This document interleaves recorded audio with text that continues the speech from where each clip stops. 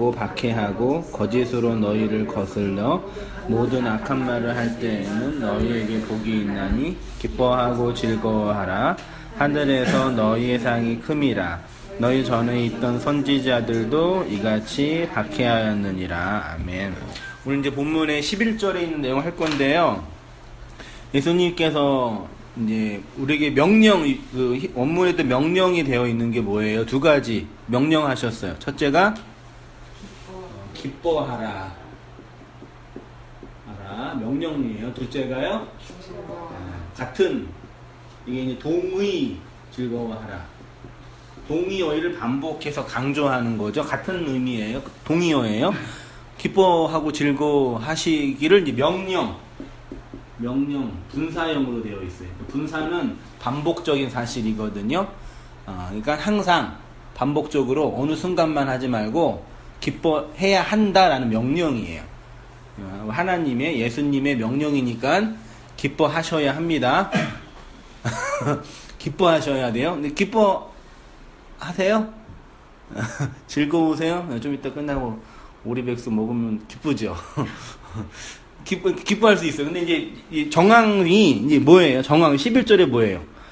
상황이 너희를 뭐하고?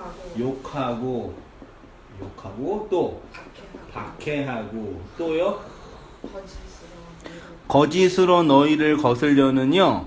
거짓으로 거슬린다. 그 다음에 또 뭐예요? 악한 말을 할 때, 악한 말은 없고요. 악으로 대할 때예요. 악으로 대할 때. 그러니까 지금 세상이 팔복의 내용을 알지 못하는 세상이 그 복의 내용을 알고 있는 성도를 향해서 어떻게 대하냐면 욕하고 욕이 되게 욕 안에 진리가 있는 거 아시죠? 욕에 그 나라의 욕에 그 진리가 담겨져 있어요. 그 진짜예요. 근데 욕이니까 좀 말하기는 죄송스러웠죠. 아무튼 되게 재밌어요. 좀 공부 좀 해보니까 내가 목사가 말하기 좀 그렇고 아무튼 이게 그래 욕 그다음에 박해 거짓으로 거슬린다 악으로 대한다. 세상이 성도를 향해서 거짓으로 대하고 악으로 대하고 욕하고 박해해요. 그게 성도의 현실이래요. 근데 이제 그렇게 되는데 그 환경 속에서 뭐 하래요? 기뻐하고 즐거워하라. 말씀 제가 그 묵상하면서 이틀 동안 묵상하면서 이게 되게 동의가 안 됐어요. 지금도 완벽하게 되지는 않아요. 그러니까 주님이 명령이라고 하니까 명령인데 뭐 제가 뭐라 그러겠어요? 한성민 너 이제 기뻐해, 너 즐거워해. 그러면 네 그러지. 실제로 즐거워하고 기뻐할 수 있냐라는 문제죠. 어떠세요, 선생님? 상석에 계시는 가장 여기 앉아서 대답을 잘해야 되는데 여기 앉으니까 멍충이가 된 것 같아. 아니 기뻐할 때도 있고 즐거워할 때도 있고 아닐 때도 있고 그렇지. 그렇죠. 근데 아니 우리가 일이 잘 풀리거나 그렇지. 원하는 게 잘 되거나 그럴 때는 기뻐할 수 있죠. 당연한 거죠. 근데 이제 상황이 근데 이제 그걸 못하니까 그렇게 하라고 명령을 내리신 것 같지. 그러면 이제 좋아요. 그렇게 하라고 명령하셨으니까 그렇게 하라고 명령하셨으니까 할 수 있냐 이 얘기죠. 우리 못하죠. 이게 이제 저희 고민이에요. 하나님이 너 이제 기뻐해, 너 이제 즐거워해 명령하셨어요. 그 얘기는 우리가 항상 기뻐하지 못하고 즐거워하지 못하는 표현이기도 해요. 이해돼요. 근데 그렇게 명령하셨으니까 자 우리 이제 기뻐할 수 있습니다. 와 그럴 수 있냐 얘기죠. 이제 이게 성경을 읽고 해석하는데 딜레마. 그럼 왜 그러냐? 왜 괴롭히냐 이 얘기죠. 하지도 못하는 거. 공부 못하는 학생한테 너 공부 잘해 그러면 그것처럼 힘든 일이 없잖아요. 운동 못하는 아이한테 너 운동 잘해 그러면 돼요 안 돼요? 안 돼요. 노래 못하는 아이한테 너 노래 잘해 안 돼요. 그림 못 그리는 아이한테 너 그림 잘 그려 돼요 안 돼요? 안 되잖아요. 그럼 하나님이 우리에게 기뻐하지 못하고 즐거워하지 못하는 우리의 현실 속에서 너 이제 기뻐해 너 즐거워해 명령하셨단 말이죠. 또 우리는 그동안 하나님이 하라고 하니까 항상 기뻐하고 쉬지 말고 기도하고 범사에 감사하는 삶을 살았고 또 그렇게 못 살면 또 어떻게 하면 돼요? 못하니까 뭐 하면 돼요? 회개하면 되죠. 우리 항상 하나님이 기뻐하라고 했는데 기뻐하지 못했어요. 용서해 주세요. 좋아요. 회개했어요. 그럼 기쁨이 와요? 이거 어떻게 해석하냐. 이런 문제. 그러니까 이게 기뻐하다, 즐거워하다. 요즘에 저도 이제 이게 참 마음이 좀 그래요. 제 마음이 이렇게 이 기쁨과 즐거움이 있냐. 누가 저한테 그러더라고요. 어떤 사진을 보내면서 그 인사이드 아웃에 버럭이라는 캐릭터가 있어요. 얼굴 빨갛게 올라오는, 당신 모습이 항상 이렇다고. 버럭이라고. 그런 전데 기뻐하고 즐거워한다는 말씀이 되게 마음에 안 다가와요. 기뻐하고 즐거워할 수 있나? 혹시 또 우리 온땅교회가 막 수천 명씩 부흥해가지고 막 그러면 기뻐할 수 있을까요? 그때 되면? 이거예요. 생각해 보세요. 근데 이제 기뻐하고 즐거워하는 환경이 이랬고, 기뻐하라고 명령하셨고, 기뻐하고 즐거워할 수 있는 이유에 대해서 이제 말씀하세요. 이유가 이제 중요해요. 이유가 뭐죠? 너희가 기뻐하고 즐거워할 수 있는 이유가 뭐래요? 12절에 하늘에서 너희의 상이 뭐래요? 하늘에서 상이 크대요. 이거 그러면 상은 이게 상급인가요? 내가 지금 참고 견디고 어려운 상황이고 눈물 나는 상황인데 참고 견디고 기뻐하고 즐거워하면 하나님께서 하늘에서 큰 상급을 주시니 이제 참고 견디자. 그거잖아요. 그래서 기뻐해야 된다. 이런 거죠. 근데 그런 게 이제 옳으냐? 그러면 하늘에서 상급이 크기 때문에 지금 고난과 박해를 당하고 있는 우리의 현실 속에서 기뻐하고 즐거워할 수 있느냐? 이 문제죠. 가능할까요? 우리 권사님 인생을 이렇게 살아오셨는데 참고 견디면 하늘에서 상급이 크다고 하시니 지금 기뻐하고 즐거워할 수 있으세요, 권사님? 권사님 안 되세요? 우리 김지사님 어떠세요? 상급이 있다고 하시니 기뻐하고 즐거워할 수 있으시겠어요? 고민이 되세요? 유지사님은? 저는 은혜를 받고 보니까 네. 이 세상에서 그 어떤 것보다 놀랍고 신비롭고 하니까 가장 이 세상에 없는 가장 큰 복 그거를 느끼니까 그냥 힘들 때 그거 생각하면 그거네. 지금은 힘들지만 지금 기뻐할 수 없지만 더 좋은 것들을 주신다고 하니 혹은 더 좋은 것들이 있으니 은혜를 받으니 이 어려운 상황 속에서 기뻐하고 즐거워할 수 있다. 그거 생각을 하면 네. 그러면 실제로 기쁨과 즐거움의 내용이 있느냐 이 문제죠. 그게 지금 이제 이렇게 세상 현실은 힘들고 그 감각도 있고 또 이렇게 영적으로 또 그걸 생각하면 그러니까 현실과 다른 차원의 어떤 그 소위 말해 은혜라는 게 나한테 주어지니 지금 내 현실은 고난스럽고 어렵지만 그것으로 기뻐하고 즐거워할 수 있다. 이것인 거네. 제가 할 수 있는 게 아니라 은혜를 주신 거고 지금까지 네. 어떤 고난이 와도 기뻐하라 즐거워하라 항상 기뻐하라라고 했기 때문에 그렇게 했다고 했는데 네. 저는 지금 그렇게 생각을 안 하고 네. 이거 지금 공부를 안 해서 잘 모르겠지만 저는 이런 것 같아요.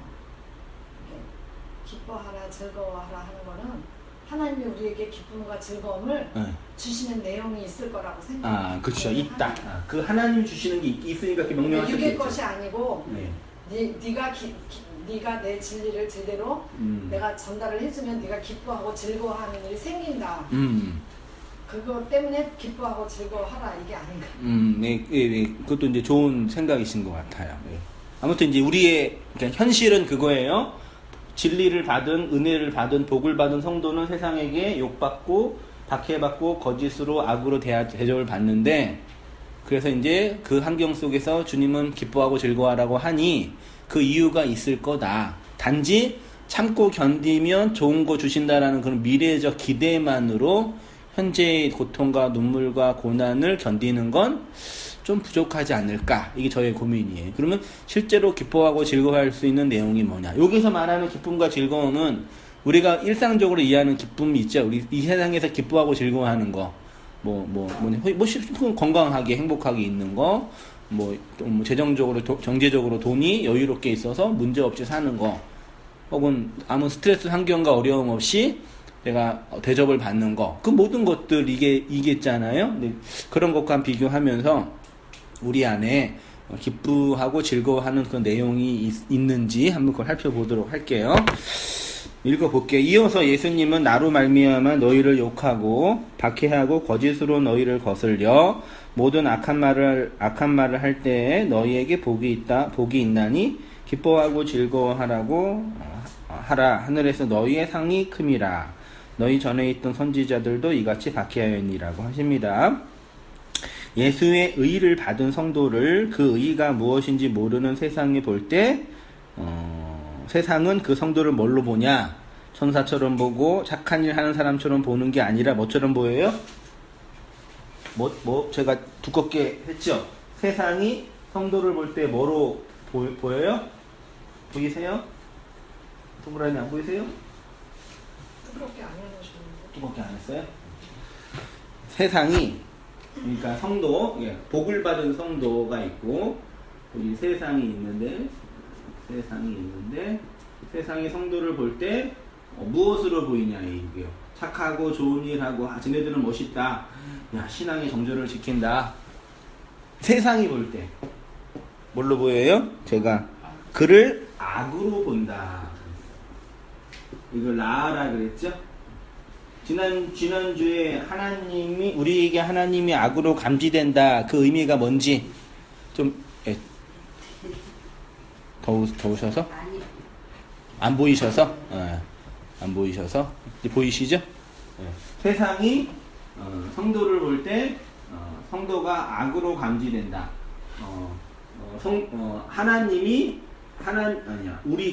우리가 하나님을 볼 때 하나님이 우리에게 악으로 감지된다고 했죠. 지난 시간에 이거 공부했죠. 이거 이해 못하는 분들이 많이 있긴 있는데 아무튼 중요해요. 그것처럼 하나님의 진리를 받은 성도가 세상이 성도를 볼 때 그 성도는 쟤네는 하나님의 사랑을 많이 받았고 구원을 많이 받았고 진리를 많이 경험했다. 그런 말하기 이전에 악으로 감지돼요. 우리가 하나님을 악으로 감지했던 것처럼 초기에 그 얘기예요. 그래서 욕하고 박해하고 악으로 대하게 돼요. 이것은 마치 우리가 하나님의 말씀을 받을 때 그 하나님이 우리에게 악으로 감지되는 것과 같은 이치입니다. 왜냐하면 하나님이 나를 대적하고 공격하는 분이기 때문이죠. 그것처럼 세상이 성도를 악으로 대하는 이유는 성도가 세상을 공격하는 실체가 되기 때문이에요. 어떤 의미인지 아시겠어요? 세상이 세상과 다른 것을 가지고 있기 때문이에요. 성도가. 그래서 세상이 성도를 볼 때 악으로 보는 거예요. 그러니까 모든 사람이 악에 빠져 있는 것이 맞지요. 그렇죠. 악에 빠져 있죠. 여기가 악이 뭐죠? 하나님 앞에 우리가 악이었던 것처럼 하나님을 악으로 대하기 때문입니다. 다만 어떤 사람은 교회 안에서 예수님 믿는 것처럼 보일 뿐이고 어떤 사람은 교회 밖에서 스스로 자유롭게 살고 있는 것처럼 보일 뿐입니다. 이들에겐 하나님이 사랑이 될 수 없고 악으로 오신 하나님을 용서할 수 없고 그래서 양식이 없기 때문에 뭐 하며 살아요? 이를 갈며 살아요.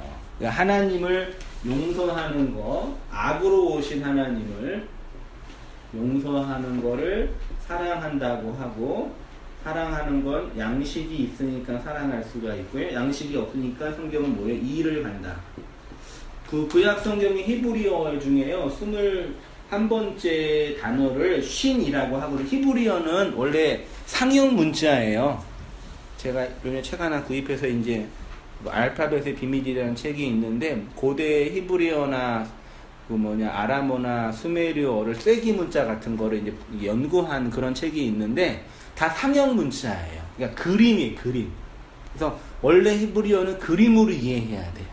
원래 21번째 글자가 신이라는 이렇게 이런 모양의 글자가 있어요.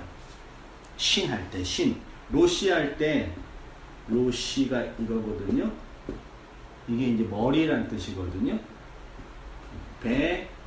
베레시트 하면은 이게 저기 뭐죠? 태초에 주님께서 머리로 뭐 한 그 얘기 있잖아요. 아무튼 이 신이라는 단어가 이게 영어로 하면 S의 개념이에요.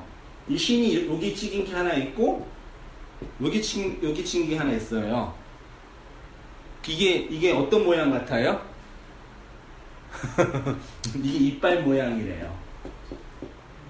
두 개가 있어요. 요것만 윗니와 아랫니로 양식을 씹을 수 있는 게 이빨이 이 모양이잖아요. 이를 간다는 건 뭐냐면 이빨과 이빨 사이에 뭐가 없는 거예요. 양식이 씹을 게 없으니까 이를 가는 거죠. 그러니까 예수님께서 저 사람들을 바깥 어두운 데 내어버리라 그런 얘기 있잖아요. 그래서 슬피 울며 이를 간다 해서 우리나라 이를 가는 건 되게 억울함의 상징이잖아요. 억울함? 근데 히브리인들에게 이를 가는 건 이빨과 이빨 사이에 양식이 없으니까 이를 갈잖아요. 뭐가 없는 상태? 양식이 없는 거. 말씀이 없는 상태를 이를 간다. 그들의 절망적 상태를 이렇게 표현하는 거예요. 그러니까 하나님을 악으로 대하는 사람들에게 뭐가 없어요? 양식이 없어요. 그들에겐 하나님이 양식을 주시는 분이 아니에요. 나한테 맨날 뭐 달라고만 하는 그런 아주 뭐죠? 그 조폭이지. 돈 내나 시간 내나 자식 내나 그 조폭이지. 그게 무슨 하나님이에요. 그런 하나님은 악이니까 양식이 없으니 이를 가는 거예요. 그래서 예수님을 악으로 대하는 신약에 있는 많은 그런 사람들을 예수님께서 너는 나가 밖에서 이를 가러 라는 표현이 너 내 말 안 들었으니까 너 벌 받아. 너 이제 죽었어. 그런 개념 정도가 아니라 예수님 믿지 않은 하나님을 악으로 대접하고 있는 불신자들의 내적 상태, 양식이 없어서 이빨과 입이 부딪히는 그 상태를 되게 쉽지요. 이렇게 쉬운 언어인데 구약의 언어가 이렇게 쉬운 언어인데 시간이 지나면서 학자들의 학문이 들어가면서 되게 복잡한 언어가 신학 언어가 돼버린 거예요. 한번 생각해 보세요. 아담 시대에 모세 시대의 학문이 뛰어나겠어요? 지금 우리 시대의 학문이 뛰어나요? 지금은 진짜요. 뭐 책이나 이런 거 보면 하루에 책이 수만 권 쏟아져 내려요. 그러니까 정보량이 어마어마해요. 근데 고대 시대에는 무슨 정보가 필요해요? 무슨 문자가 필요했어요? 알레프, 베이트, 김멜, 달렛 그 단어 몇 개 외워서 이거는 소 모양인데 하나님이 우리에게 소로 오셨어. 그렇게 가르쳐 줬는데 이게 인간이 그래서 다니엘서 가면은 말세가 되면 빨라지고 정보가 많아진다고 그러는 거예요. 그런 상황에서 우리의 학문, 가인의 학문이 막 들어와가지고 이게 복잡하게 변형된 거예요. 그래서 히브리어를 요런 운동이 일어나고는 있긴 있지만 아무튼 이를 간다는 얘기는 이런 개념이에요. 양식이 없는 우리 마음에 양식이 없으면 그게 이를 가는 거예요. 하나님 용서하지 못하죠. 악으로 대하니까 사랑이 없는 거죠. 그러니까 누구한테 양식을 건네줘요? 못 건네주죠. 부득부득 이만 가면서 아각거리며 하나님을 악으로 대하니 아각거리며 이를 간다. 이게 이제 양식 없는 사람들의 현실이죠. 예수님이 이 땅에 오셔서 우리한테 뭐가 되신 거예요? 이빨과 이빨 사이에 뭐가 되셨어요? 양식이 되셨잖아요. 얘 몸은 떡이다. 요 양식 밥으로 오신 거잖아요. 그래서 예수님께서 말 밥그릇, 동물의 밥그릇으로 오셔서 우리의 양식이 되신 거죠. 그거 먹고 양식으로 삼아서 살아. 이게 기독교예요. 너무 쉽지요? 내용은 되게 쉽잖아요. 근데 우리의 이 편견과 이 왜곡된 이 종교가 들어와가지고 이렇게 이제 오해하게 만들어 놓은 그런 게 있는 거죠. 아무튼 뭐 그런 얘기고요. 그래서 지옥은 이를 가는 거예요. 양식이 없는 상태. 양식이 없는 우리의 현실이 뭐예요? 지옥이에요. 그치요? 부득부득 이를 가면서 이어서 동의하기 어려운 말씀을 명령하십니다. 세상이 너희를 악으로 대하니까 뭐 하래요? 기뻐하고 즐거워하라. 그 이유는 하늘에서 너희의 상이 틈이다. 그렇죠. 제가 아까 말씀하신 대로 백번양보에서 하나님이 명령하면 우리는 그 명령대로 기뻐하고 즐거워할 수 있냐? 기뻐하고 즐거워할지어다. 주님이 명령하셨으니 기뻐합니다. 이제부터 기뻐하세요. 그렇게 말하는 분이 이제 미국에 있는 뭐 조엘 오스틴이나 이런 적극적인 사고 방정식이 있죠. 우리가 기뻐하는 생각을 자주 해야 되고요. 좋은 생각을 자주 하세요. 여기 통일로 타고 오니까 고향 정신병원이 있더라고요. 거기에 이제 현수막이 있는데 우울증에 걸리지 않는 방법 몇 개 있어요. 뭔지 아세요? 기억나는 게 하루에 10분 이상 햇볕을 쬐인다. 그리고 하루에 한 가지 좋은 일을 생각한다. 맨 마지막에 음주와 흡연을 삼가한다. 술 마시면 기분이 우울해지나요? 우리는 보통 기분이 좋으려고 술 마시잖아요. 그렇게 해서 딱 적어놓고 이렇게 하면 우울증이 안 걸린대. 그게 되냐 이 얘기예요. 그걸 못 해가지고 병원에 가는 사람들은 수두룩한데. 근데 조금은 도움이 되겠죠. 그쵸. 모르는 것보다. 그러니까 그게예요. 명령하고 말이 있으면 우리가 그대로 할 수 있느냐 이 문제예요. 하나님, 자 한성민 너 이제부터 네가 지금 그럴 때야 기뻐해. 이제부터 시작. 기쁨 돼요? 그랬으면 좋겠어 저한테. 안 돼요.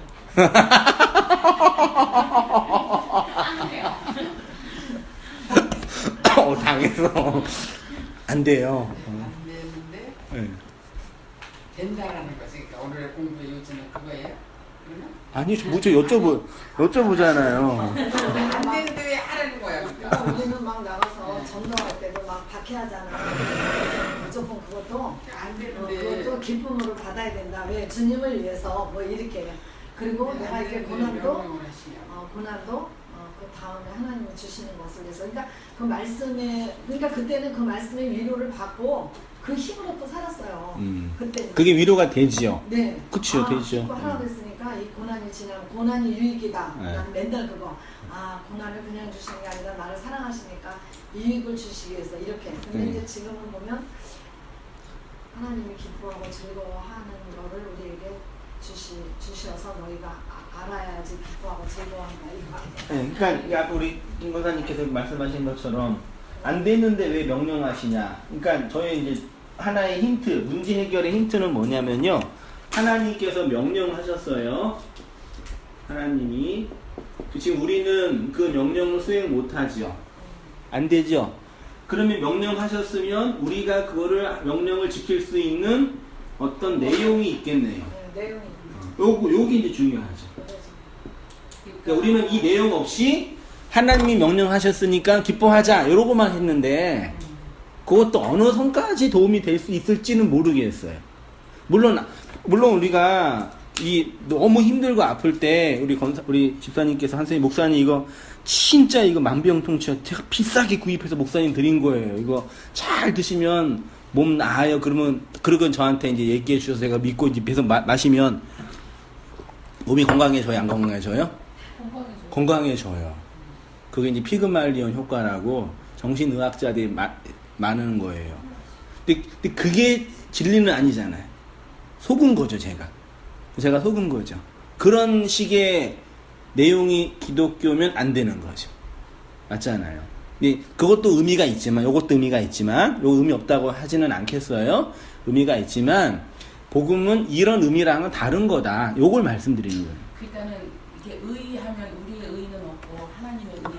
그러니까 그런 것처럼 기뻐하고 즐거워할 수 있는 것도 할 수 있는 내용을 하나님이 알게 하시는 게 있다는 이제 그것도 예수 안에 하나님 안에 있다. 그렇죠. 예, 그런 부분에서 이제 어느 정도 이제 답을 찾아오는 거죠. 대부분 우리 성도님 다 생각하시면 다 답이 나와요. 이렇게요.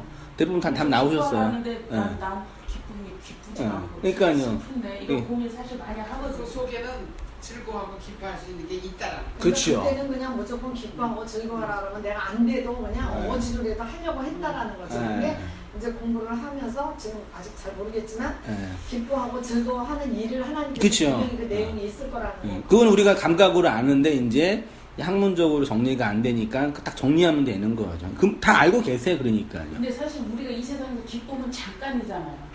근데 이 하나님의 기쁨은 영원한 거죠. 예. 그러니까 그거를 찾아 발견해야 돼. 그렇죠. 예. 그거예요. 그러니까 진짜 그거를 기쁨. 이제 예.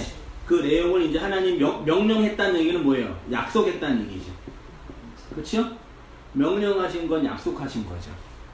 자, 너희도 기뻐해. 그러면 내가 너한테 기쁨을 줄 거야라는 약속이 된 거죠. 그거를 이제 요거를 이제 그러니까 이 명령을 보면서 이걸 약속 언약으로 해석할 수 있어야 된다는 얘기죠. 그러면 이 문제를 해결할 수 있는 어떤 계기는 되겠다. 그거예요. 그래서 그럼 이 페이지로 가서요. 약속 명령은 저기 겉으로 들이에게는 명령하셨어요. 그러면 약속이 뭐예요? 왜 너희가 기뻐할 수 있느냐? 하늘에서 상이 크다. 요거예요. 그러니까 이 하늘에서 아침에 잠깐 밥 먹고 뉴스 보니까 어디냐 독일에서 이제 도끼로 애들을 막 다치게 했던 그 10대 젊은 청년이 나는 IS 전사다. 나의 이걸로 내가 천국에 들어갈 수 있다. 요렇게 이제 말하고 이제 했다 그러는데, 그러니까 지금은 아니지만 내가 이 일을 통해서 상급이 주어진다. 그런 신관이에요. 걔네들도요. 우리가 보기에는 악이지만 걔네들은 순교자가 돼버린 거예요. 되게 무서워요. 그러니까요. 기독교가 이러냐 이 얘기죠. 이래야만 되냐 이 얘기죠. 지금은 개척교회 목사니까 힘들고 어렵지만 내가 잘 참고 견디면 하나님께서 우리 성도님과 비교할 수 없는 큰 상급을 저한테 주실 줄 믿습니다. 그리고 제가 참고 견디면서 개척 사역을 하고 있으면 돼요, 안 돼요? 안 되는 거예요. 최소한 제가 권사님보다 상급이 더 많이 있어야지. 거기 끄덕이셨어요 지금. 아니에요. 그렇게 하면 안 돼요, 권사님. 제가 그렇게 하면 그런 개념이 아니에요. 그러면 이제 하늘의 상급이 뭔지 볼게요. 하늘에 있는 상급이 있죠. 두 번째 단락이 원문으로 보면 호티, 호미스도스, 시폴리스, 엔호, 우라노스예요. 직역하면 그 하늘들 안에서 너희의 상이 많기 때문이다. 이렇게 되어 있어요. 직역만 하면요. 예수님이 우리에게 기뻐하고 즐거워하라고 명령하신 이유는 예수의 의를 받은 너희를 세상이 악으로 대접한다면 그 하늘들 안에서 너희에게 상이 많이 있기 때문이라고 하십니다. 이 말씀은 단순히 죽어서 천국에 가면 상급을 많이 받는다. 이렇게 이해하지 않으시죠? 근데 이건 다 이해하셨죠? 차등으로 주어지는 상급 천국이 있어요? 없어요? 없어요. 다 기억하시죠? 제가 몇 번 얘기했어요? 국민안정처에서 재난 문자 돌아왔습니다. 저는 하늘에서 이렇게 재난 문자를 보내고 있는 사람입니다. 조심하세요. 어저께도 병원에서 이제 아버님 병원 모시고 있는데 동시에서 우비비 난리가 났더라. 아주 그냥.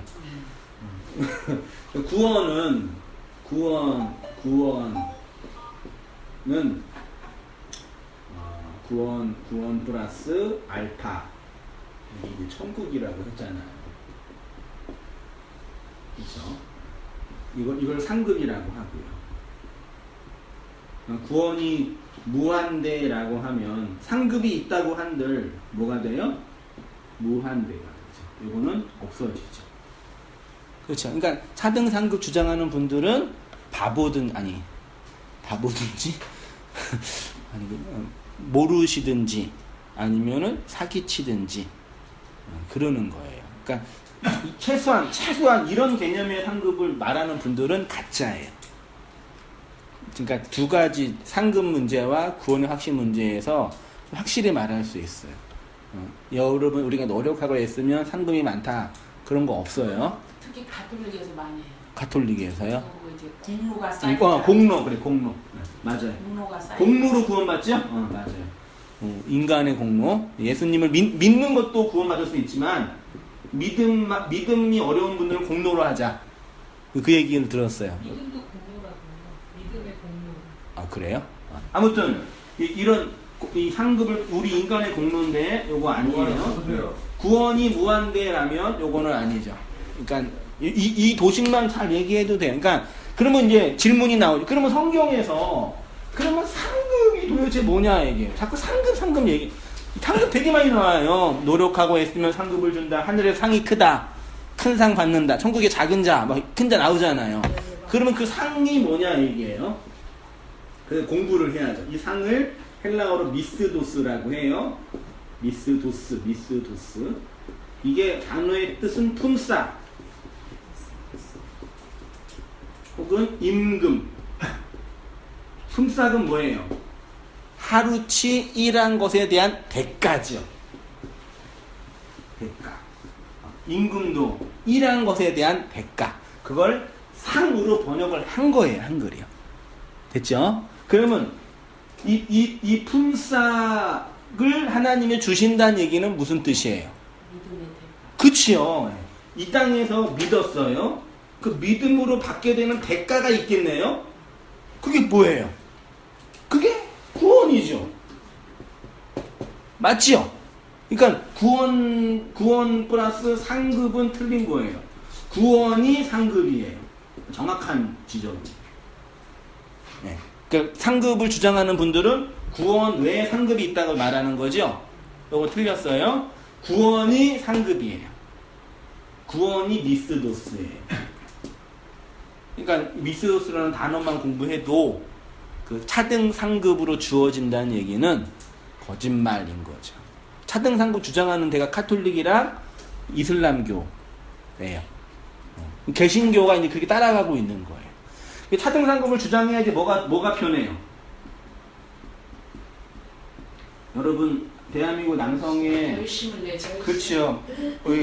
한우도 등급이 있잖아요. 1특등급, A뿔, AA 뭐 있잖아요. 등급을 딱 해가지고 1등급에서 10등급 해가 나누잖아요. 그래야지 사람을 다루기가 편하잖아요. 고기도 다루기가 편하고, 그리고 그래야지 정당하고. 이게 세상의 법칙이에요. 우리나라도 결혼 중매해주는 회사 있잖아요. 저는 뭐 결혼해서 상관이 안 해요. 결혼 중매 회사도 남자가 다 이렇게 등급이 나눠지는 거 아시죠?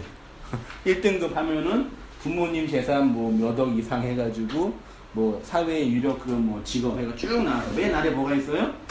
공무원도 좀 어려운데 이렇게 나누어져요. 등급을 나누어요. 그래서 여자 등급과 자매 등급을 해가지고 비슷한끼리 연결을 하는 거죠. 이렇게 연결하면 안 돼요, 안 돼요? 안 되죠. 그래서 사회의 계층이 이렇게 형성이 되죠. 그래서 아까 며칠 전에 했던 교육기획관처럼 그런 미친놈 같은 얘기가 나오는 게 그게 사회 현상, 그러니까 그 사람이 틀린 말 한 게 아니에요. 개돼지? 네. 틀린 말 한 게 우리의 사회 현실이 지금 그거예요. 그러니까 대중들이 착각하고 있는 것 같아요. 그분이 틀린 말 한 게 아니에요. 제가 개돼지를 또 비난할 수 있겠는데, 우리의 이게 현실이에요, 현실. 이미 이제 사회층은 다 연결돼 있어요. 그래서 재벌들은 재벌들이랑 결혼하고, 그리고 정치인, 고위 정치관, 교회 정치관이랑 결혼하고, 선생님들은 선생님들이랑 결혼하고, 이렇게 딱 만들어놔서, 딱 이렇게, 이미 이제 이게 사회 유동이 안 돼. 개천에서 용이 나와요, 안 나와요? 안 나와요. 이제 깨끗한 물에서, 호수에서 용이 나와요, 이제. 용은 개천에서 안 나와요. 개천에서는 미꾸라지만 나오는. 사회계층이 이렇게 되면은 나중에 폭동이 일어나요. 그래서 전쟁이나 폭동이 다 뒤집어 엎겠죠, 한 번쯤은. 한 100년 안에 한 번 일어나겠죠. 우리나라는 이렇게 부흥된지가 별로, 그러니까 부흥이라는 자체가 좀 발전이 얼마 안 됐잖아요. 네. 너무 우리나라 옛날에 양놈, 쌍놈 집에 있잖아요. 네. 지금 이어지는 것 같아요. 네. 근데 이제 그게 종교 안에도 그대로 내재되어 있는 게 문제예요. 사회는 제가 영향 문제는 아니니까 놔두고요. 종교 안에. 그래서 차등으로 주어지는 상급. 이렇게 만들어 놨어요. 근데 그거는 헬라어 원어상 신학적으로든 학문적으로든 틀린 거예요. 그러니까 절대로 목사의 인격과 성품을 보시기 이전에 그가 어떤 말을 하고 있는지를 먼저 보세요. 예, 인격과 성품은 가까이서 보면 다 더러워요. 가까이서 보면 다 멀리서 보면 다 예뻐 보이는 거죠. 그러니까 그가 이런 11조의 문제나 상급의 문제나 구원의 문제, 특히 이제 상급론 들어가면요, 어느 정도 구분이 돼요. 요즘 같아서는, 제 생각에는. 상급론. 특히 이 문제. 특히 목회자에게 상급론은 자기를 지킬 수 있는 아주 치명적인 어떤 그 보호 장비죠. 왜요? 나는 성도들보다 더 많이 노력하고 애쓴다. 이렇게 생각하고 있으니까요. 그런 의미에서. 틀린 거예요. 상급이 아니라 임금이고 품삯이에요. 요한복음 6장 28절 있죠? 같이 한번 읽어보시겠습니다. 본문 보이세요? 시작. 그들이 묻되 우리가 어떻게 하여야 하나님의 일을 하오리까? 예수께서 대답하여 이르시되 하나님께서 보내신 일을 믿는 것이 하나님의 일이라. 아까 김정환 집사님이 정확하게 답해 주셨죠? 믿음을 통해서 얻게 되는 상급. 그 뭐예요? 구원. 그렇죠? 구원 외에 다른 상급 없어요. 그럼 목사님, 복음 때문에 헌신하고 수고하고 순교한 어떤 선교사와 평생 지 맘대로 살다가 예수님 믿기 직전에 나 예수님 믿어요 그리고 성공한 사람과 상급이 똑같다는 얘기예요? 요거 똑같아요, 달라요? 똑같아요. 그 옛날에서 부끄러운 구원 얘기했잖아요. 구원 받는데 불나면은 이렇게 빨개 벗고 나오는 것처럼 그런 부끄러운 구원이 있다. 우리의 구원 자체가 부끄러운 구원이에요. 그렇죠? 인간이 구원 받을 만한 자격과 조건이 없잖아요. 우리에게는. 그래서 우리 입장에서는 부끄러운 구원인 거예요. 나는 구원 받을 만한 자격과 조건이 없는데 저를 구원해 주셨네요. 그게 부끄러운 구원이지. 그게 불 가운데 없는 구원이지. 평생 동안 수고하고 헌신한 선교사는 큰 상급 받고 평생 동안 자기 마음대로 막 살다가 그냥 죽기 직전에 잠깐 예수님 믿어서 구원받는 사람은 조그만 상급 받고 그거 아니 그 진짜 인간의 생각이에요. 예, 그 십자가 강도의 오른편에 있는 그 강도 평생 강도짓만 하다가 나 좀 살려주세요 잠깐 해가지고 구원받아 버렸네 그 사람은. 그러니까 그러면 평생 동안 그렇게 주님이 헌신한 그 선교사님이 그렇게 구원받은 강도를 보면서 나쁜 무새끼 저거 지 맘대로 살다가 그렇게 비난해요? 억울하게 생각해요? 아니에요. 무슨 말씀인지 아시죠? 그 얼마나 우리가 생각을 하나님을 신앙을 내 입장에서 내 속으로 해석해서 생각해 보세요. 그거 아니에요? 날마다 이거 지금 저기 품삯 받고 임금 받고 이렇게 매일같이 노동해서 받는 것처럼 네. 날마다 하나님의 말씀을 매일 우리가 일하고 품삯 받는 것처럼 그러니까 매일 하나님의 그 말씀을 알아가기로 기도해하고 나가야 되는 거예요. 하루 네. 그런 식으로. 그런 의미에 적용을 하시다면 예, 그러시겠네요. 그다음 보세요. 고대 시대의 노동자들의 하루 품삯은 그들의 하루치 양식이죠. 미스도스 품삯 그 뭐예요? 양식. 그쵸? 품삯은 하루치 양식. 그래서 노동자들이 일 안 하면 어떻게 해요? 굶잖아요. 상은 품삯이고 양식이다. 그쵸? 그러니까 하늘에서 주어지는 상 미스도스는 이 땅에서 믿음으로 살아가는 성도가 받을 뭐라고요? 양식. 보세요. 마태복음 6장 11절. 오늘 우리에게 무슨 양식이요? 일용할 양식. 만일 형제나 자매가 헐벗고 무슨 양식? 일용할 양식이 없으면 그 양식을 주지 않으면 사랑이 없다 그런 거예요. 그럼 일용할 양식이 뭐냐? 이게 중요하겠죠? 일용할 양식을 우리가 한글로 보면은 하루에 필요한 양식이죠. 근데 이걸 헬라어로 보니까 에피우시오스라고 되어 있어요. 헬라어 사전 1967번에요. 에피우시오스는 에피라는 전치사와 우시오스, 우라노스의 명사의 합성어예요. 에피는 어디 위고 우라노스는 하늘이죠. 그러면 직역하면 하늘 위의예요. 매일의 일용할이 하늘 위의 양식이 되는 거예요. 직역을 하면. 그러면 하늘 위의 양식은 뭐예요? 하늘에서 오는 양식 혹은 하늘의 양식인 거죠. 성경에서 하늘 뭐예요? 샤마임. 좋네요. 있으니까 진짜. 샤마임. 뭐예요 이게? 셈이 거기고 마임이 물이니까 거기에 뭐가 있다? 물이 있다. 물은 진리죠. 그러면 하늘은 물이 있는 그곳이네요. 하늘은 진리가 있는 그곳이네요. 그럼 진리가 있는 그 하늘은 어디예요? 성도의 마음. 성도가 하늘이에요. 여러분 우리 안에 그 진리 그 말이 물로 담겨져 있으니까요. 그러면 우리의 양식인 거네요. 성도의 양식. 그게 일용할 양식이에요. 그거를 구약에서 보면은 뭘로 씌었어요? 만나로 씌었잖아요. 만나가 1일부터 6일까지는 매일 줬고 6일치는 며칠분? 이틀분. 이틀 뭐예요? 7일의 양식이죠. 그럼 여기 이틀을 준다는 얘기는 이날이 와요 안 와요? 온다는 얘기예요. 양식 준다는 얘기는 그날 반드시 온다. 그 얘기예요. 먹고 배부르게 살아가 아니라 이틀치 양식을 주신다는 얘기는 그날 반드시 온다. 준비해. 그거예요. 그러면 성도가 이 땅에서 이 땅의 양식이 아니라 하늘의 양식을 받아 먹고 그거를 바라보고 그것들을 먹고 산다는 얘기는 무슨 뜻이에요? 반드시 내일이 온다. 그날이 반드시 온다. 그거를 온 세상에게 증거하는 설교자가 선지자가 돼. 그래서 예수님께서 너희 선지자들도 이같이 박해를 받았다 그런 거예요. 그 양식을 받은 우리가 그 내일을 선포하는 선지자가 되는 거라니까요. 이 세상의 모든 사람은 오늘의 양식만 먹고 살잖아요. 그것도 중요해요. 그런데 이상한 하늘이 된 성도들은 그 하늘의 양식을 받아 먹고 살아요. 노아가 120년 동안 산 중턱에다 산 꼭대기에다 방주를 지었던 것처럼 그날이 와 120년 지나면 무드셀라 죽으면 비와 계속 얘기한 거예요. 누구를? 노아를 통해서 하나님 그 노아가 선지자가 된 거예요. 이거 지으면서 선포한 거예요. 세상에게. 맞죠? 그럼 성도가 이 땅에서 이 양식을 받아 먹고 산다는 얘기는 무슨 뜻이에요? 그날 와 그날 반드시 와라고 이 세상에 뭐 하는 거예요? 선포하는 거예요. 그게 전도예요. 뭐 밖에 나가서 예수님 믿고 우리 교회에 오세요. 그건 전도가 그거는 전도가 그 홍보.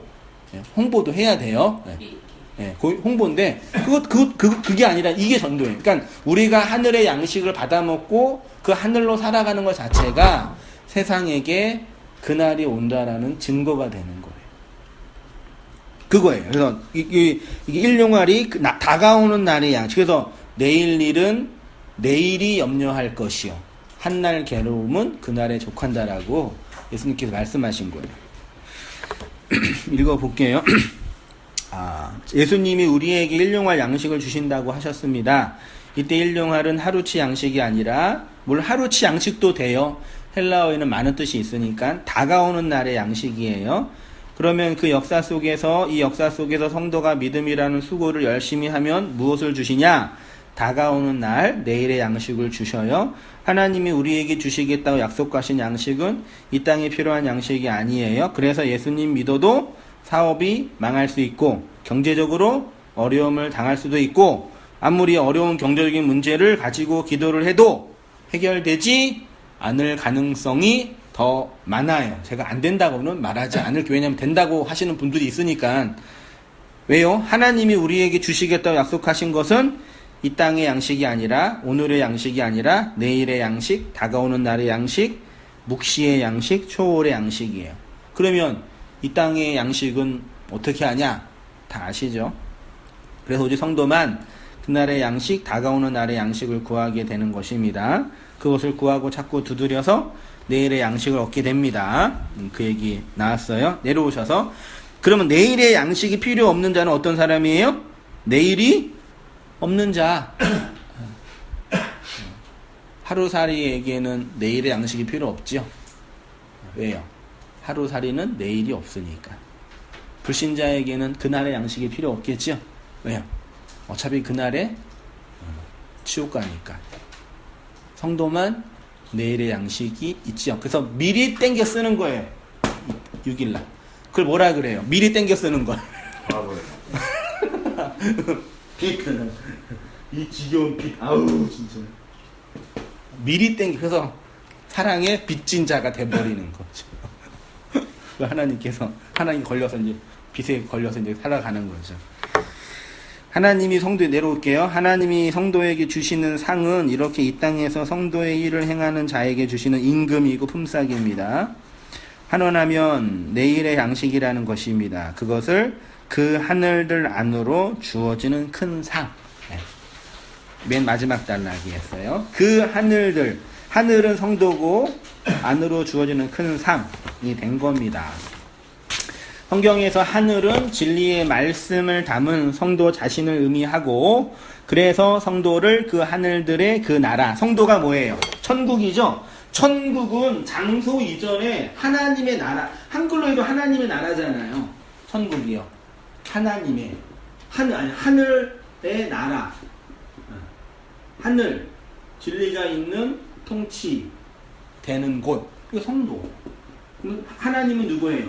하늘들의 아버지. 아버지는 씨를 주는 존재니까. 그래서 이거를 이제 한글이 천국이라고 번역을 했고요. 이거를 천부라고 번역을 한 거죠. 그 카톨릭은 천부님 그러죠? 맞나? 천부라고 그러잖아요. 하늘 아버지. 이거를 이제 한글은 하나님, 하느님, 이슬람교는 알라, 그리고 한자에서 옥황상제, 샹다이 이렇게 표현한 거예요. 다양하게. 천국이니까 하늘은 양식을 담고 있는 그 사람, 그리고 천부는 양식을 건네주는 분. 그래서 하나님이 우리에게 하나님이 되는 거죠.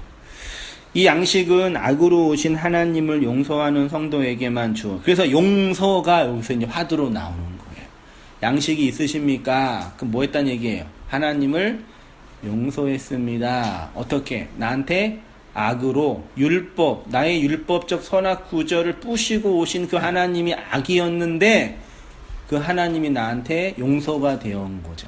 그래서 양식을 담고 있으니 사랑하는 자가 된 거죠. 그래서 인심이 그의 마음 11조로 흘러나오게 되고, 그렇게 용서의 양식을 전하는 성도를 사랑하는 자. 그래서 지난주에 사랑하는 자여 내 영혼이 잘된 같이 범사가 잘되고 강건하기를 바란다. 모든 범사에 하나님의 양식으로 주어진 그 선. 그래서 감사함으로 받으면 버릴 것이 있어요? 없어요?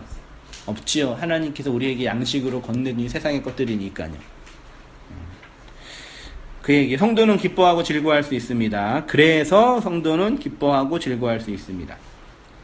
오직 성도만 기뻐하고 즐거워할 수 있습니다. 하나님을 더 이상 악으로 대하지 않고 자신도 더 이상 악한 세상에서 악에 빠져 있지 않을 수 있고, 무엇보다 용서를 통해서 진짜 양식, 영혼을 살리는 양육을 할 수 있는 진짜 양식을 담은 자가 되고, 그것을 악한 세상에 전할 수 있는 진짜 사랑하는 자가 되기 때문에, 이 사실은 오직 성도에게만 주어지기 때문에 기뻐하고 즐거워하라 라고 명령을 하신 거죠. 내가 너희한테 너희가 기뻐하고 즐거워할 수 있는 내용을 줄게. 이렇게요. 그래서 신약 성경에서 바울이나 서진서를 가면은요, 기뻐하고 즐거워하라는 명령이 언제 나와요? 보통 일반적으로 너희는 기뻐해라, 즐거워해라, 감사해라는 명령이 언제 나와요? 언제? 복음을 전할 때. 이 복음은 양식이니까. 양식을 전할 때 기뻐해라, 감사해라, 즐거워해라 라는 거 얘기해요. 그래서 빌립보서 1장 18절에 그러면 무엇이냐? 거칠애로 하나 참으로 하나 무슨 방도로 하든지 전파되는 것이 그리스도니 양식이니 이로써 나는 기뻐하고 기뻐한다. 이제 너희를 위하여 받은 괴로움을 기뻐하고 정신병자지 완전히. 요즘에 이런 말씀이 읽기가 싫어질 때가 제가 있어요. 이제 나는 너희를 위하여 받는 괴로움을 기뻐하고 그리스도의 남은 고난을 그의 몸된 교회를 위하여 어디에요? 내 육체에 채운다. 내가 여호와로 말미암아 크게 기뻐하여 내 영혼이 나의 하나님으로 말미암아 즐거워하리니 왜요? 구원의 옷을 입혀 주셨기 때문에. 형제들아, 형제들이 와서 내게 있는 진리를 증언하되, 진리가 내게, 너희에게 있다고 한 거예요. 내가 진리 안에서 행한다 하니. 그러니까 진리가 됐다. 진리를 행한다. 이게 별로 어려운 거 아니에요. 별것도 아니에요, 사실은. 하도 이게 왜곡된 현실에서 어떤 복음의 설명을 하는 게 어려워서 그렇지, 사실 그 내용은 연애할 때 그냥 사랑스럽고 귀하게 보였는데 애 낳고 살면 다 그거 아니에요? 사는 건? 이러한 복음의 사실을 깨닫고 같이 한번 마지막 읽어보겠습니다. 여기 진리 안에서 행하는 삶 있죠? 같이 읽겠습니다. 시작. 이러한 복음의 사실을 깨닫고 양식을 담아 살아가는 성도의 삶을 진리 안에서 행하는 삶이라고 하는 것입니다. 그래서 그의 삶은 모든 것이 합력하여 하나님의 선을 이루어가는 된 것입니다. 모든 것을 감사함을 받을 수 있게 되는 것입니다. 그렇게 하나님의 주권과 섭리 안에서 살아가는 삶이기 때문에 항상 기뻐하고 쉬지 말고 기도하고 범사에 감사하는 진리 안에서의 행하는 삶을 살 수 있는 것입니다. 영혼이 잘되고 범사를 그 진리로 이해하고 깨닫고 해석하고 전합니다. 그래서 기뻐하고 즐거워하는 것입니다. 그 기쁨과 즐거움으로 살아가는 성도님 되시길 바랍니다. 네, 소리 했고요. 딱 50분 만에. 저희 설교의 목표는 딱 50분이에요. 요즘 강의와 설교의 목표는 성공했네요 오늘. 네, 우리 한 줄 소감 하고요. 허지사님 먼저. 먼저 양보하겠습니다. 안 권사님.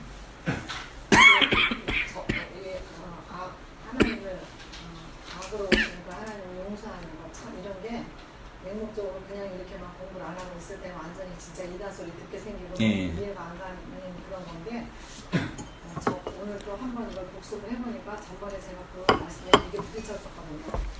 진짜 선과 악을 하나님이 함께 내셔가지고 그 악으로 오신 하나님을 우리가 용서하지 못하고 그냥 모르고 살았던 거 이게 제가 되게 깨달은 너무 그게 이해가 되는 거고 그 다음에 오늘 아까처럼 그 풍싹 임금 이게 물론 뭐 내일 앓을 수도 있고 모레 앓을 수도 있고 그렇지만 이게 우리가 매일 풍싹을 받듯이 하나님의 말씀을 매일 우리가 찾고 애쓰고 해야 된다는 거. 오늘 내가 하나님 앞에 열심히 우리 노동으로 일하는 것처럼 하나님의 말씀도 열심히 내가 막 오늘 회개가 나 어려운 거야. 자꾸 계속 찾아서 내가 오늘 하루에 풍싹을 받는 것처럼 하나님 앞에 그 양식으로 내가 깨닫는 거. 이게 오늘 되게 부딪히는 거네요. 매일 해야 된다는 거. 감사합니다. 우리 김근사님. 기뻐하라 즐거워하라 항상 쉬지 말고 기도하라는 말씀이잖아요. 네.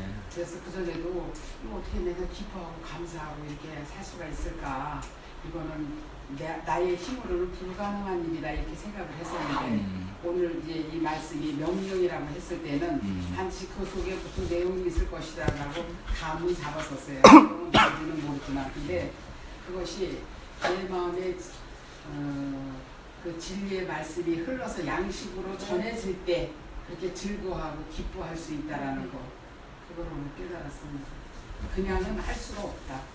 나의 인간의 의지와 힘으로는 도저히 안 되는 거고 내가 양식이 가득 차서 그것을 흘러내보낼 때 그 속에서 즐거움과 기쁨이 그 일을 가는 걸 이거 진짜 우리는 이거 상상도 못하는 거야. 일을 가는 건 진짜 내쫓겼기 때문에 슬피 억울해서 일을 간다 이렇게만 생각을 했는데 이렇게 의미가 있으니까 진짜 감동을 깨닫고 그때는 이제 그렇게 일을 갈미라 그거는 네가 그렇게 열심히 충성하고 봉사하고 뭐 11조를 많이 드리고 믿음이 대단한 것 같아도 그 내용이 우리의 그 인간의 욕심과 무엇으로 찼을 적에는 천국에 갔을 때 나는 너를 알지 못한다. 하나님이 그러셨다는 거예요. 그 전에 공부했을 때는.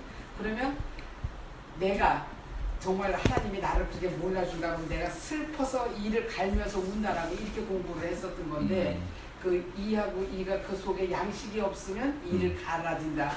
그거는 진짜 오늘 안것을 만나나 감동이고. 근데 그것도 그렇지만 예수님이 말바통으로 오셨잖아요. 그 양식. 그걸 그렇게 양식으로 이제 진리로 그렇게 오셔서 이제 니네 이제 먹어 나를 먹어 떡이야 피야 살이야 그런 거를 알게 됐을 때 너무나 놀랍잖아요. 그렇지, 놀랍지. 거기에 대해서 진짜 되게 놀라웠어요. 그것도 이제 저는 비천한 곳에서 그렇게 태어났어요. 그렇지, 우리 그렇게만 생각했었지. 비천한 난간에서 태어났기 이쪽으로 때문에 돌아가는 길이 왜 튀는데?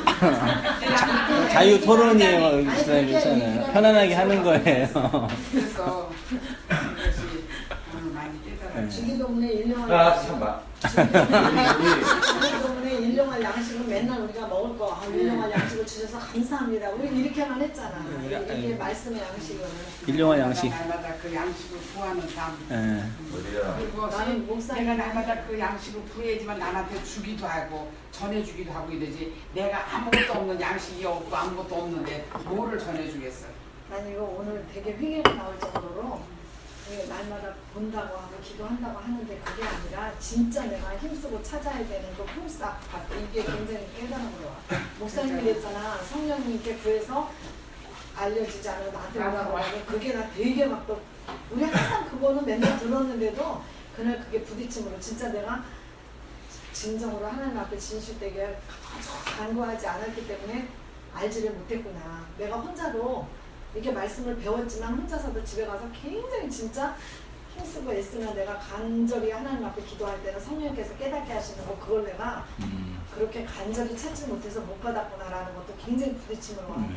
그러니까 저도 이제 진짜 찾고 구하고 두드리는 것을 진짜 우리가 그냥 아는 것이 아니고 배워져야 되고 또 목사님들 책 말씀도 그냥 보는 게 아니라 읽혀져야 된다고 그렇게 하셨듯이 맞아, 이렇게 그러니까 말씀을 그냥 로고스로만 보지 말고 진짜 레마로 내 안에서 진짜 이루어지게 그거를 진짜 간절히 이제 기도하거든요.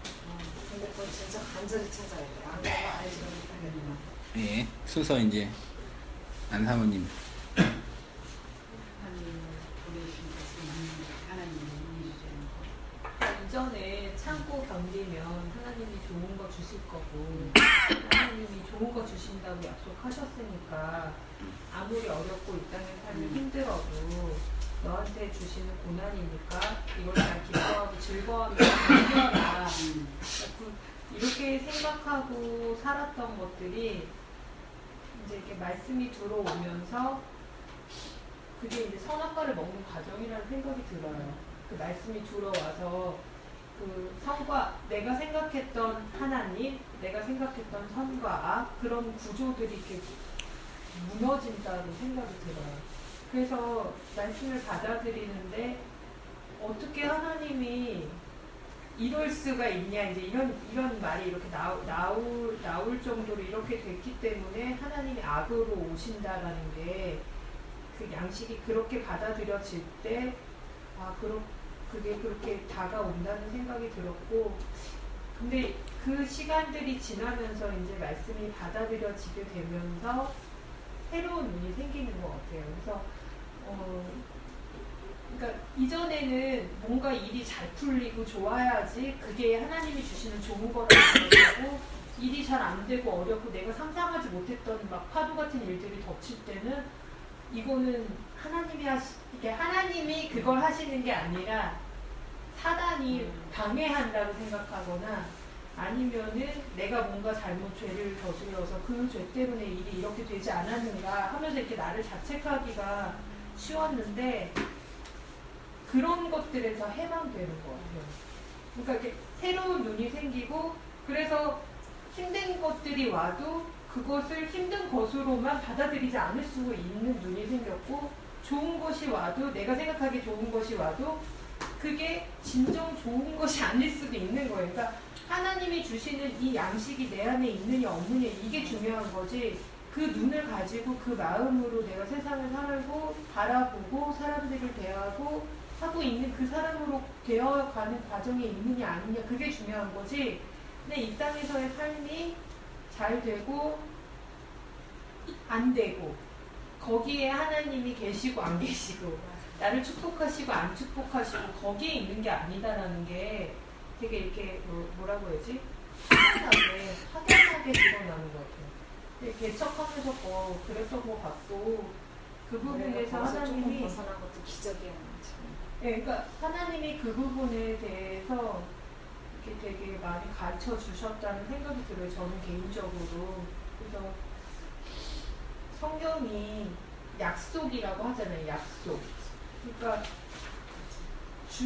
기뻐하고 즐거워하라고 명령하신 데는 반드시 주실 게 있으니까 기뻐하고 즐거워하라고, 아까도 내용이 있을 거니까 이렇게 말씀하셨잖아요. 권사님 잘 몰라도 그게 있을 것 같다 이렇게 얘기하셨는데, 반드시 약속이 이미 이제 결정된 약속인 거예요.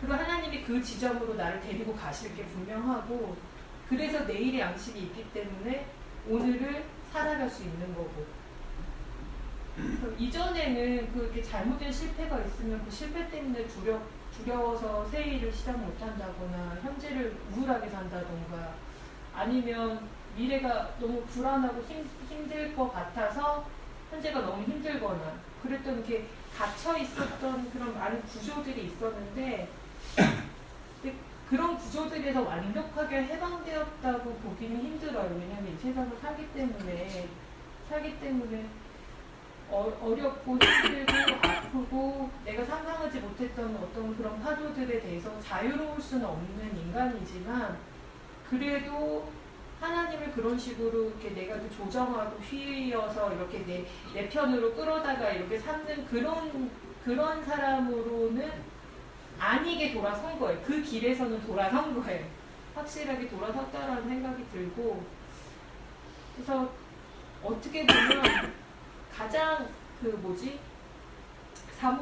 사모로 있고, 그리고 신앙인으로 있고, 이렇게 보여지는 입장에서 있을 수도 있는데, 이렇게 내 속을 보거나 내가 이렇게 해왔던 것들을 볼 때 정말 내 속을 내가 들여다봤을 때는 이거는 하나님을 믿을 수 있는 구조가 내 안에는 없었구나.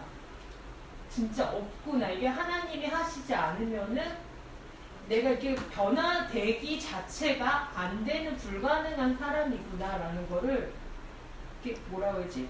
말씀을 듣고 생각을 하면 할수록 깨닫게 되는 것 같아요. 그래서 아까 부끄러운 구원이라고 얘기하는데, 이전에는 나는 공로가 있다고 생각했거든요. 그러니까 내가 공로 없는 건 당연하지만, 그래도 내가 하나님을 믿고 이렇게 살아왔던 상급에 대해서 이렇게 전혀 없다고 말하면 너무 서운한 그런 것들이 없잖아 있었는데, 이제 그런 것들도 이렇게 무너지는 거죠. 그런 내 세계, 내 가치관 세계도 무너지고 있는 거예요. 되게 침해받고 있는 거예요. 그러니까 친노에 공격해 들어오시는 거죠, 하나님이.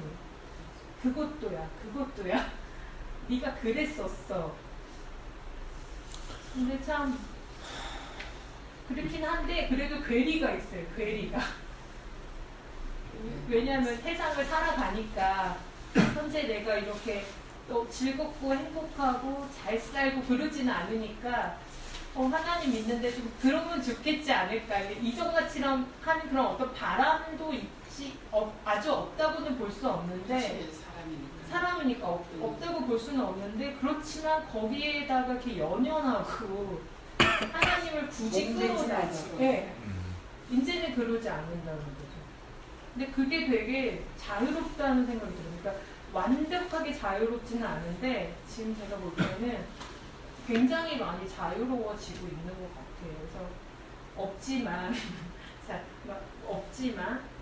자유로울 수 있는 참 그런 또 비밀이 있구나, 이런 생각이 들었어요. 네. 아멘. 우리 유지사님. 저는 목사님 통해서 이렇게 수요일마다 이제 말씀을 들으면서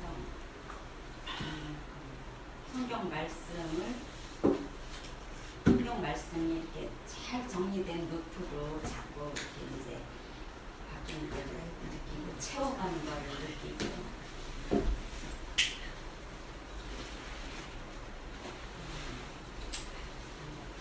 성악 이제 뭐 악으로 오신 하나님에 대해서도 이제 배웠는데, 그 악으로 오시는 하나님을 우리가 경험할 때는 그 율법적으로 많이 봤던 것 같아요. 그래서 경험도. 그래서 또 정죄하는 마음도 좀 있었고, 신앙생활하는 사람들을 향해서도 왜 저게 아닌데 저렇게 생각할까 그런 생각도 했었거든요. 그러니까 그런 것들이 그것도 또 하나의 그 이제 악을 느꼈던 것 같아요. 이제 그동안에 이제 경험으로는 하나님이 우리에게 이제 무엇을 전혀 생각하지 못했던 어떤 것이 이제 내게 주어졌을 때 우리는 그게 처음 보는 거니까 믿음이 없이는 그거를 처음에 이렇게 용납하기가 어렵잖아요. 그러니까 하나님께서 우리에게 원하시는 이제 뭐 말씀의 많은 부분에 뭐 순종 뭐 이런 것들도 이제 그런 것의 하나라고 생각해요. 지금 세상도 현실도 진짜 옛날 사람이 봤을 지금 와서 본다면 믿기지 않을 정도로 변하잖아요. 그러면은 진짜 이 현실 세계도 우리가 미래를 본다면 진짜 믿을 수 없을 지금 생각할 수 없는 그런 일이 그런 일로 이렇게 변하듯이 하나님의 나라도 지금 우리가 생각할 수 없는 그런 하나님의 나라가 있는데 주실 때 그것을 이제 믿음으로 이렇게 받아들이는 그런 것도 우리가 해야 될 그런 거를 이제 느끼면서 이제 제 나름대로 이제 혼자 이렇게 이런 공부 없이 올 때는 누가 증인도 되질 수 없고 보증해 주는 사람도 없고 근데 지금은 이제 목사님으로부터 그 이제 확인을 받는 그런 기분이거든요. 그래서 앞으로의 또 하나님이 이끌어 가시는 그런 것에서도 다 처음 보잖아요. 우리는 그 여정을 지금 가고 있는데 처음 보는 건데 그것을 믿음으로 받아들여야지 하나님의 뜻을 이뤄갈 수 있지 않을까 그런 생각도 이제 좀 하거든요. 그리고 그 목사님도 고민하신다고 했는데 이제 제 경험으로는 지금 신앙생활 하는 것처럼 그렇게 해갖고 나왔거든요. 근데 전에 목사님이 말씀하신 것 같처럼 성경 말씀에 대해서 전혀 모르는 사람한테는 그걸 가르치시기 어렵다고 그러셨던 것 같아요. 그래서 그러면 기존교회 다니던 사람 상대로만 이제 사역을 하실 수는 없잖아요. 그러면은 전혀 성문 밖에 있는 사람들은 지금 교회에서는 그렇게 홍보를 해갖고 이제 들어오게 하잖아요. 그래서 또 거기서 또 이제 초등학문이지만 배워오고 그렇게 하는데 여기 온땅교회에서는 그런 이제 아이들도 그렇고 한번 어떻게 하실까? 근데 그 교회를 해보니까요, 그 불신자랑 신자랑 차이가 없어요. 그 교회 안에 있는 사람과 기독교적 문명이 있는 사람과 없는 사람과 비교해 볼 때요, 큰 차이 없고요. 오히려 온땅교회 여기 공동 있는 분들은요, 기존 교회에서 많이 이렇게 안 하셨던 분들이 더 쉽게 은혜를 받아요. 이거 말씀을 몰라도. 예. 말씀을 진리라는 복음이 물론 성경 지식은 약해. 그래서 막 모세하면 모세가 누구야 그런 사람도 있어요. 근데 이제 어떤 말을 하는지를 아는 거니까 그거는 이제 기존교회 다니고 있는 성도들의 편견이에요. 제가 볼 때는. 성경 공부를 좀 해야 할 필요는 있긴 있는데 그거는 엄밀한 의미에서 중요한 게 아니에요. 다만 종교적으로 좀 관심이 많은 사람들이 교회를 많이 다녔기 때문에 좀 더 말씀을 들을 수 있는 기는 더 있을 수 있죠. 관심이 있으니까.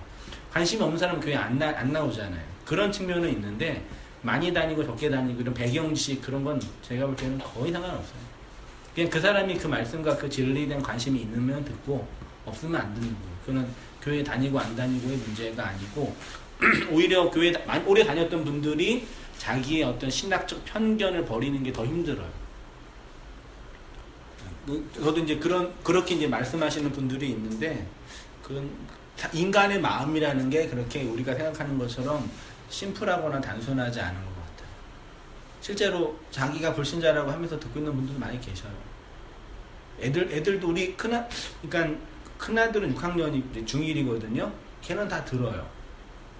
그러니까 한 5학년, 6학년 정도만 돼도 목사가 어떤 얘기 하고 있는지는 이해는 해요. 그리고 어린아이들은 엄마 아빠 뒤에서 다 보고 있고.